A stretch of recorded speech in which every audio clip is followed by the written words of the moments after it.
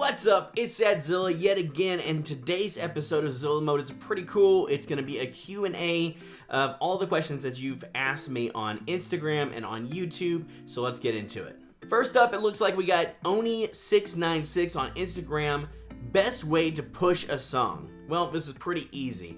The best way that I push a song, and I recommend other people push songs, is through their social media using visual content. I cannot express how important visual content is. It gives somebody an idea of something that they can visually see that attaches them to the song, and it just makes it a lot better and easier to interact with you on that level. So for example, if you just promote a song by just showing the cover art, I mean, it can work, but if you're not, showing off like what the song sounds like with the cover art at least, or, at least, maybe even animating something, getting something that is flashy to their eyes, because let's say that they're scrolling through Instagram or something like that, and they don't have like automatic sound on. So if they just scroll past your thing, you have to catch their eyes somehow, right? So you need something that is flashy and just kind of gets their attention, and then they'll pay attention, they'll listen to the song, and if they connect to it, there's more likely of a chance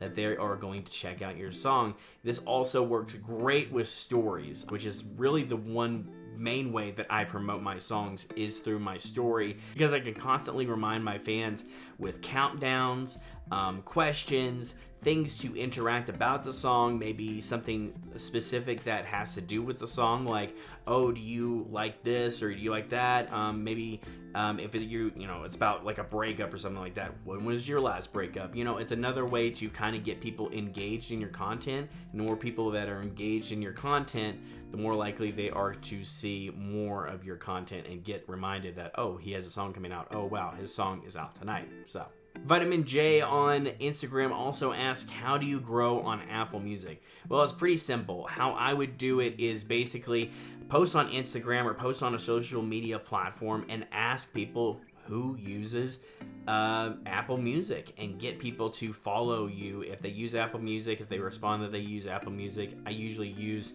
polls on Instagram stories to find this information out, because it'll show you the responses, and then you can just DM the responses and make sure that they follow you. That's a good way, so that you can make sure that they hear your stuff because they're following you. Another way is just to prioritize Apple Music over Spotify sometimes. Like, hey, here's the link to go listen to it on Apple Music. But either way, I mean, it's really just up to you how you want to do it, but really it just comes down to the same way that you promote your Spotify. You have to promote your Apple Music the same exact way, and there's not really any other way to do it. I mean, there is ways that you can get on, like playlists. There are playlists on Apple Music that you can get on, but it's very few and far between because it's just not as popular as Spotify, unfortunately. Swisho on Instagram asks, does paying for playlist placements make it harder to get on editorials? Well, it could go either way, because if you get on a bad playlist, you pay to get onto a playlist that's either botted or it is the wrong genre of your music, you're sending bad signals to Spotify, and those signals can, prevent them from even knowing what kind of editorial you would even fit on. So be sure to pay attention to which playlist that you're even paying to get onto, because I mean, if you get onto a botted playlist, or you get onto one that is not focused in your genre, you can screw up the algorithm's idea of what your music is and who should be listening to it. So just keep that in mind. I don't think inherently it, like Spotify knows that you've been paying to get on a playlist and now I will not allow you on an editorial. It doesn't work like that. So just don't worry about that part, but just worry about if you are going to get on a playlist, you are going to pay to get on a playlist, make sure that it is, definitely, targeted right and it's not botted. Maria Laro on Instagram asks how to connect to other artists. Well, I mean, that's pretty simple, Alaro. Basically, you just have to find them on social media and DM them.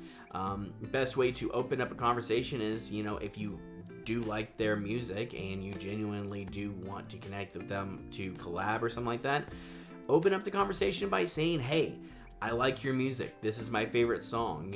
Ask them questions like, how did you start producing? And, or, start doing music in general. Do you have any new stuff coming out? Like, have real conversations with these people. Don't just, DM them and say like, yo, I think we should collab, because it usually doesn't work like that, and usually it's just a bad look in general. So, but definitely, connect with them in that way. You can also find like group chats that these people are part of and join a lot of group chats. I have another video where I talked about why group chats are such a game changer in today's industry. And yeah, just connect to a lot of artists and get out there and start collabing. Mojo Brothers Band says, do you work with bands on a one-on-one basis? We would be interested in that. I can have a phone conversation with you guys. I have a lot of knowledge that I can kind of spread out, and usually my day consists of me just taking care of my kid. So just walking around with an AirPod in my ear, talking on the phone isn't that big of a deal. And I do enjoy talking about marketing. I'm just letting you guys know that later on, if this becomes too much, I'm not sure I can handle that many conversations with so many people all the time. So just keep in mind that may end up being some kind of Patreon thing that we do later on if this goes anywhere. But for the time being, hit me up on Instagram and we can talk. Sir Lollipop Man says, I have a good artist name, but I don't plan on releasing anything publicly under the name for at least a year. Should I try to claim the name early on streaming services so that no one beats me to it? I'm worried that when I do release, Spotify's algorithms will notice that I've had 0 listeners for a year and penalize the reach for future songs or something else like that. Basically, is it a good idea to claim an artist name on Spotify months to years before actually releasing something? Thanks, Zilla. Okay, so honestly, it doesn't really matter if you claim the name, because somebody else can actually still have the same name. You should keep that in mind, because there's a lot of people that have the same name, but usually what I do, what's a good rule of thumb at least, is to go on Spotify, and if it's somebody that has 150 listeners, then maybe you are confident that you can get more than that, then your name is going to be above theirs anyway, so it's not that big of a deal. So I wouldn't worry too much about claiming the name. I would worry more about building up that music and releasing it and having it there consistently. You can do it if you want. I don't think that Spotify is necessarily going to penalize you. It doesn't work like something like YouTube or something where you upload a video and then you don't upload any more ever again, and then all of a sudden it's just going to just ignore your videos or something like that, or like TikTok would work like that, right? In this case, Spotify's not just going to start pushing your music just because you upload it to Spotify. So you're still going to have to promote it and everything like that. So Spotify's not necessarily going to penalize you for any of that. So, you can do it. You don't have to do it. It's really unnecessary in the end. So yeah, I just wouldn't worry about that, to be honest with you. Baby Bennett has our last question for the video, and he says, what's a better option if you are going to do paid ads? Spotify ads, Facebook ads, or Instagram ads for better interaction? So, okay, I have some experience doing ads. I do not have any experience doing Spotify ads. I have done Facebook ads and I have done Instagram ads. Facebook ads and Instagram ads is what I started off with in the beginning of Sadzilla. I actually started with Facebook ads primarily in the beginning. The thing about Facebook ads is that Facebook counts, if you scroll past something, that counts as a view. So if you're posting a video or a picture or anything like that, that counts as a view as you just scrolling past it. So that's something that you should keep in mind, because the actual return on investment that you get on this stuff can be very skewed and misunderstood. Now, sometimes it can work better than others, but really I would stay away from Facebook ads. Now, Instagram ads are a little bit more cost effective, because one, it doesn't really matter about the views. It matters about, likes and comments and stuff like that. It seems that they have a better way of getting people to take action on ads, especially on story ads and even feed ads. And I've gotten a lot of good interaction on Instagram ads. Now, I want to do another video that's completely about Instagram ads and, you know, Facebook ads, and then maybe I'll try Spotify ads, maybe I'll try Spotify Marquee and really deep dive into this stuff. But like Instagram ads is the only one that I really have had good luck with. But the thing is that even Instagram ads I haven't been using anymore, just because that they have limited the things that you can actually do on Instagram ads. For one, you can't advertise to kids younger than 18, I think.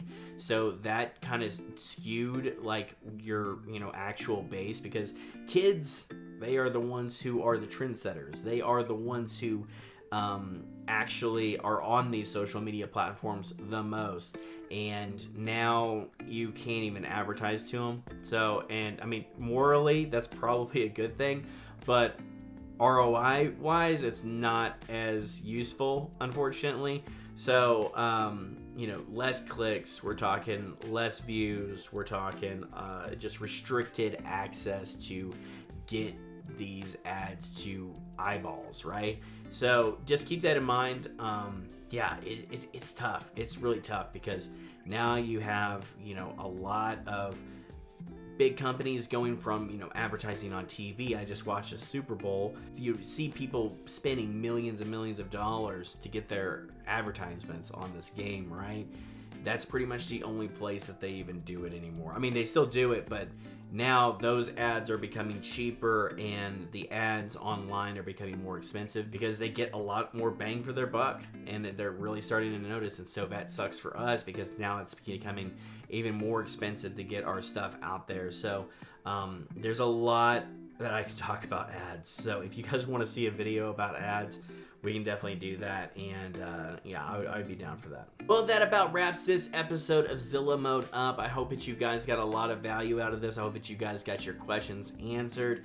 I couldn't get to all of the questions today. There was a lot of questions that were pretty much just double the same question that we've already answered today, and so just keep that in mind if, you know, your question didn't get answered. If you have any questions that you want to drop down below, I am glad to answer them in the comments. I try to give good analysis about your situation and, you know, good lengthy responses. So definitely do not be shy. Let me know your question down below, or any thoughts that you have. Let me know. I love the interaction. I love interacting with you guys and engaging. If you guys like this video and other videos like it, definitely hit like on this video and subscribe to the channel. And if you guys want to get notified whenever I drop videos just like this, just click the bell icon and you'll get notified. And yeah, anyway, I'm Zilla, and you just went in the Zilla mode, and I guess this is when I say Zilla out.